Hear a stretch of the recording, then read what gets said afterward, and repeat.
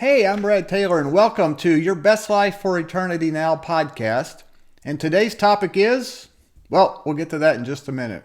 But first, what are we about? You know, what we're about is seeing God's worldwide operation completed in this lifetime. And so, to do that, we're about trying to raise up an army of 100% sold out, committed followers of Jesus who are willing to give up everything for Him if need be, in order to see that happen. And the second thing we're about trying to change the definition of a successful church. Catch this. Trying to change the definition of a successful church from being its Sunday attendance numbers to its lifetime sent out numbers. And by lifetime sent out numbers, what I'm talking about is the number of people that church has sent out over the lifetime of that church to the 3 billion unreached people in the world to make God's name great among them. And how do we do that? We help train and equip people to become disciple-making ambassadors of the King. Because ultimately, we believe we're not living for the now. Okay, catch this. We're not living for the now, but we are living now for eternity. And so before we get to today's topic, a couple of check-in questions. We have this on almost every podcast. A couple of check-in questions, and this is part of developing you into a confident, effective, consistent, disciple-making ambassador of the King. And the first question is, how's it been going?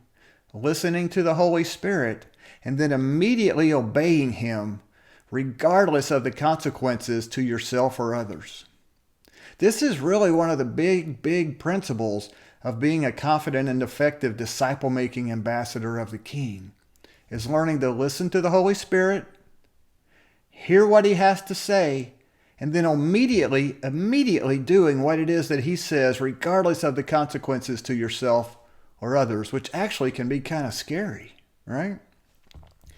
The second question, ask yourself, how's it been going the past week sharing about Jesus with others and making disciples? You can't be a disciple maker if you're not talking with other people about Him, right? So how's it been going in the past week sharing with other people about Jesus and making disciples? All right, I got my notes here. So we're going to get to the notes. Today's topic is 7 keys to becoming a confident and effective disciple-making ambassador of the King. All right. So these are not the only keys, but these are 7 keys to becoming a confident and effective and consistent disciple-making ambassador of the King. And just a note on these keys. Okay? These are not something that we came up with in a laboratory or in a group discussion. These are keys that we have learned from being out there doing it, engaging with people, loving on people, caring about people, sharing our story, sharing God's story with people, and making disciples. So that's where these come from. All right. So let's hop into it. What's the first one? The first one is to be a confident, effective disciple-making ambassador of the King. You're going to have to get comfortable with being uncomfortable. I want to repeat that. To be a confident and effective disciple-making ambassador of the King, you are going to have to get comfortable with being uncomfortable. And what do I mean by that? You're going to have to get comfortable with not knowing how an interaction is going to go. You're going to have to get comfortable with not being able to plan things out and script things out and say, if I say A, they'll say B, and if I say C, then they'll do D. It just doesn't work that way, man. You have to be comfortable, with going out, listening to the Holy Spirit, and then letting Him take charge, and you're just going to have to go along with the Holy Spirit. And it makes people like me, who want to be in control and know what's going to happen, it makes people like me very, very uncomfortable, very nervous and anxious. And so the only way that I've learned to be able to overcome this problem, you know what it is? It's continuing to put yourselves in situations where you're uncomfortable, where you don't know what's going to happen. And the more you do that, the more comfortable you're going to get with being uncomfortable. So that's key number 1. Key number 2, this is a big one. You can't slip Jesus or God into a conversation without the other person knowing. I know you're probably laughing when you hear me say that, but do you know how long I tried? How long I tried to figure out a way to slip God and to slip Jesus into a conversation without the other person knowing. And I eventually came to the conclusion, it's not going to happen. It's not going to happen. The other person will know when the conversation goes from whatever you're talking about to something spiritual. The other person will know when the conversation changes from whatever the topic is to now talking about God and talking about Jesus. So, you're just going to have to go for it.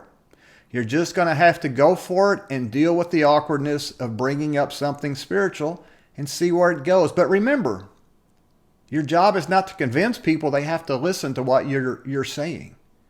Your job by bringing up something spiritual is to see if you can find the people that the Holy Spirit is already working on. And one way to do that, a great way to do that, is to bring up something spiritual and see where the conversation goes. But don't think you're going to bring up something spiritual. You're going to turn the conversation to spiritual. You're going to bring up God or Jesus, and it's just going to slip in the conversation, and you're going to be way down the road talking with someone before they realize, hey, we're talking about spiritual things. They're going to know from the very moment you bring up something spiritual that you brought up something spiritual. Number 3. This is kind of a funny one, but it's serious. Disciple making, making disciples of Jesus would be a lot easier if you didn't have to deal with people, including yourself. Yep, that's right. Disciple making would be a lot easier if you didn't have to deal with people. And you are one of those people that you have to deal with. If you didn't have to deal with people, this would be a lot easier, because once you start dealing with people, that means you're going to start investing your life with them, and they're going to start investing their life in you. In other words, you're going to start spending a lot of time together. You're going to start talking a lot. And guess what? When you're living life together, when you're spending a lot of time with people, you know what you begin to find out? All the warts, all the negative things, all the stuff you maybe wished you didn't know about that other person. But guess what? They're going to be finding out all the warts about you, all the negative stuff about you, all the stuff they wish maybe they didn't know about you. And dealing with people gets very, very messy. And so disciple making would be a lot easier if you didn't have to deal with people. But the only thing that can be made a disciple of Jesus is a person, people. So you're going to have to deal with people. Just get over it. You're going to have to deal with people, and it's going to be messy. That's okay. Number 4. Key number 4 is, if you expect to see anything happen with your disciple-making efforts, you're going to have to pray, and you're going to have to pray, and you're going to have to pray. And guess what you're going to have to do? You're going to have to pray. Why do I say that? I mean, we talk about prayer. We talk about how important it is as Christians, right? I mean, you can't be a Christian and not say prayer is important. That's just impossible, because that's the accepted thing to say. But you have to pray. And here is why. When you are out sharing with people who are not followers of Jesus and working to make disciples of Jesus, guess what story you're trying to convince them to believe? Here's the story. I don't know if you've ever thought about it this way, but here's the story. Okay, here's the story I'm going to tell you. A long time ago, this guy named Adam, he ate some fruit. And because of that, when you die, you're going to go to a place where you're going to suffer forever and ever. And it seems like it's going to be a place like where you feel like you're being burned up, but you never burn up. So you just have the pain, but you never burn up. But God's plan was, this guy was born by a woman who never had sex. So he's born from a virgin. He never does anything wrong, but people hate him anyway. They eventually kill him and bury him. But 3 days after he's dead, he comes back to life. And with a bunch of his friends standing around while he's talking with them, he floats up into the clouds and disappears. Kind of a crazy story. But it gets even better, and here's where you have hope. Because one day this guy that floated up into the clouds, he's going to come back on a white horse to take with him all the people that have believed in him. Hey, you want to join me? You want to go with me on this journey? That's the story. That's the story that an unbeliever is hearing when you're talking with them. And so if you expect them to believe that, the Holy Spirit's got to be in the middle of it, right? You've got to be praying. You can't do this without involving the Holy Spirit in the middle of your disciple making. So you're going to have to pray, and you're going to have to pray, and then you're going to have to pray, and then you're going to have to pray. If you want to be a confident, effective, consistent, disciple-making ambassador of the King. All right. The next key number 5, I believe it is. The next key is disciple-making is not a process. Oh, for someone like me that likes order and likes to lay things out, I tried so hard to make disciple-making a process, trying to figure out what are the components of turning someone from being an unbeliever into being a believer and a disciple of Jesus. What are the steps A, B, C, and D that I need to do that will always produce a new disciple? And I'll give you a secret. Here are the steps that I came up with. 0. You can never boil disciple making down to if I always do A, B, C, and D, I will always get a disciple. It just doesn't work that way. There are principles, there are concepts, there are skills, there are tools that you can learn that you should follow. Okay? But even doing all of that, it doesn't guarantee that the person you're talking with will become a disciple of Jesus. Because the only way that happens is by the Holy Spirit. Catch this.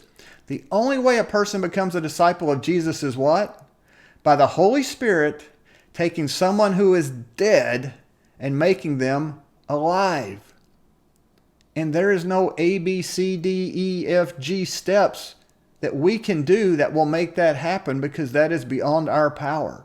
And so we have to have the Holy Spirit in the middle of it. So yes, we go out and we do things like pray. We do things like fast. We engage with people. We attempt to start spiritual conversations. We love and care on people. We share our story. We share God's story. Based on how they respond, we know which way to direct them next. We do all that, and we practice all that stuff so we keep our skills up. But even doing all that, it still requires the Holy Spirit coming into the middle of it and taking that person from being dead to being alive. So that is disciple making key number 6. All right, my papers are stuck here. Let's get to the next one. Disciple making key, that was number 5. This is number 6. All right, this one's going to ruffle some feathers. This is something I learned a very, very tough lesson with. Run from any person. I don't mean walk. I mean run away from any person who has all the answers to how to make disciples, including me. I will tell you straight up, I don't have all the answers. What I'm doing through this is I try to share what I've learned that has helped me. And I think if it's helped me, it will help some other people. That's what I'm doing. But I will never, ever tell you I have all the answers to how to make disciples, because this is what I found. Anyone who has all the answers to how to make disciples, you know what that tells me? They ain't out making disciples. Because if you're out consistently trying to make disciples, you know what it does to you? It humbles you. You know why it humbles you?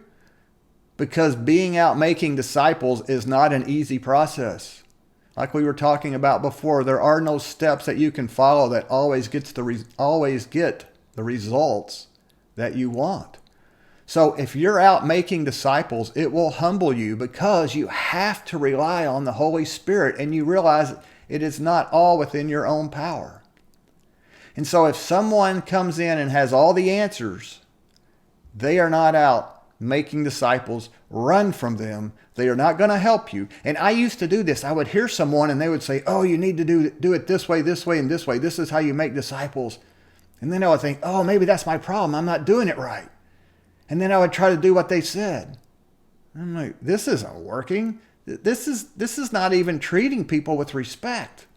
And this would happen over and over. And eventually I realized as I began to ask people when they were telling me how to make them, I would begin to ask them questions. So how many people have you talked to this week? What does it look like for you? Who are you talking with right now? Who are you mentoring? Who are you working with? You know what you find out? The answer over and over again was, well, I'm not really doing that. I just train other people. Well, what you're doing is you're training other people based on theory that you created in a sanitized lab that has no real life experience.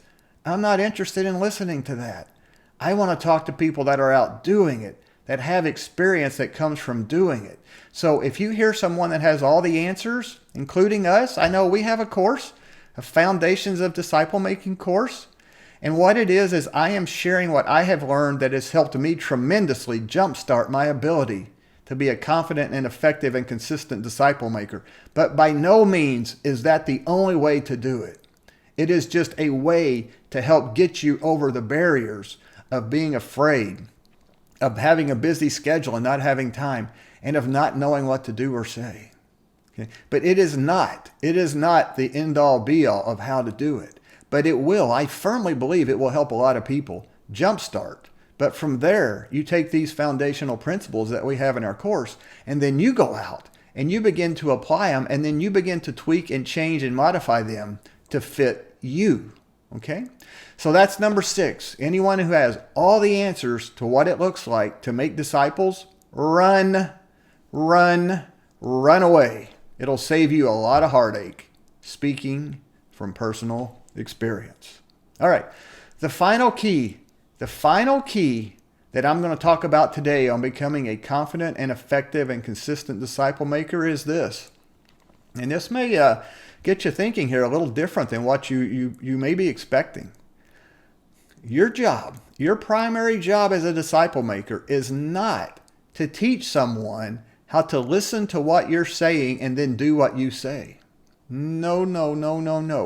Your primary job, my primary role as a disciple maker when I'm working with someone, is to help them learn how to hear from the Holy Spirit, learn from the Holy Spirit, and then immediately obey the Holy Spirit all on their own. You see, they don't need me taking what God says, running it through my filter of what I think God is saying, and then speaking it out of my mouth to them. That's not what they need. What they need is someone to show them how they are to go up the mountain by themselves. They can go up the mountain themselves like Moses did. They can go up the mountain and hear from God directly. They can hear from the Holy Spirit directly. The Holy Spirit can teach them and show them what it is He wants them to do. And then I can help them immediately obey what it is the Holy Spirit is telling them. This takes a lot of pressure off. Okay? So those are the 7 keys that we wanted to talk about today. The first one is what? The first one is get comfortable with being uncomfortable. The second one was you can't slip God or Jesus into a conversation and expect them not to notice. Number 3 was disciple making would be really easy if you didn't have to deal with people, including yourself. Number 4 was if you expect anything to happen, you're going to have to pray. And then what are you going to have to do? Pray. Number 5, disciple making is not a process. You can't put A, B, C, and D together and say, if I do this every time, I'm going to get a disciple. It just doesn't work that way. Number 6, run from any person who has all the answers of what it looks like to make a disciple. Run as fast as you can. Run away. And number 7, your job, primary job, as you mentor people, as you work with people, is to teach them how to hear from the Holy Spirit, how to learn from the Holy Spirit, and how to immediately obey the Holy Spirit. All right, so I would encourage you, take those 7 keys, implement them into your life, and you will advance your disciple-making ability greatly in a very short time.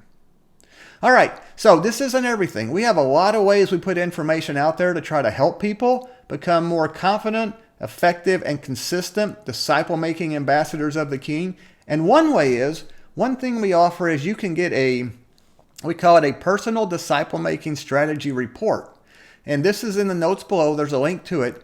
And if you go there, you will have to enter your email. I'll just tell you right up front, you got to enter your email, and then you will get access to how to build your own personal disciple-making strategy report. It's a great way to get started if you want. And then you can decide what you think about that, and then you can go from there. But it's a great way to help you get a picture of what it looks like to be a disciple maker, a serious disciple maker who has put some thought and some planning into being a disciple maker. Another thing we do is we share information across a lot of different platforms that's not on YouTube, that are not on these videos. We do it on Facebook, we do it on Instagram, we do it on Twitter, and we do it on LinkedIn. And so there's a link below that says, let's continue the conversation. So click on that link and it'll take you to all the different ways that you can follow us and continue to get more information. Because like I said, there's different information shared on the different platforms. Number 3, you can shoot me an email directly at brad.taylor@dmcp365. That's brad.taylor@dmcp365.com. It's also in the show notes below. Would love to hear from you. I love to pray with people about what's going on. Shoot me an email. Shoot me an email if you want. Finally, I'm going to ask you, subscribe.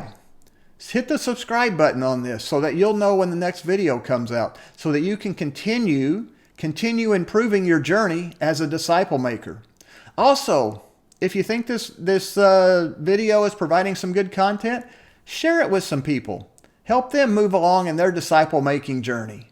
Okay? Share it with them if you think it's worthwhile. All right, great. So until next time, let's be about doing our job, which is going out and being a disciple-making ambassador of the King as we make disciples for Jesus. Because remember, we're not living for the now, but we are living now for eternity.